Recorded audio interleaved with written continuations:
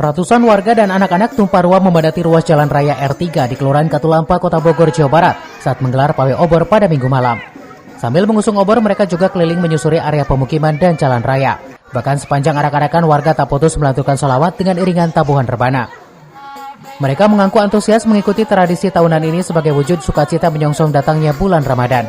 Selain tradisi tahrim pawai obor, aktivitas warga juga akan dipadati segudang kegiatan rohani seperti pesantren kilat, kuliner kampung Ramadan, hingga tadarus massal di masjid sekitar. Di masjid kami berlangsung tadi pawai obor. Ini dalam rangka memeriahkan kita menyambut bulan suci Ramadan 1445 Hijriah. Sekaligus juga mengajak seluruh warga, terutama anak-anak, bapak-bapak, ibu-ibu, anak remaja dan seterusnya untuk mengingatkan bahwa bentar lagi Ramadan nih. Kita harus bergembira sebagaimana yang disampaikan oleh Nabi.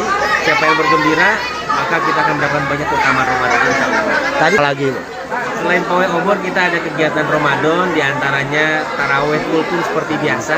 Kemudian juga ada kajian-kajian Ramadan, dan tidak lupa juga kita ada sanlat untuk anak-anak remaja. Dan terakhir ada program iktikaf 10 hari terakhir.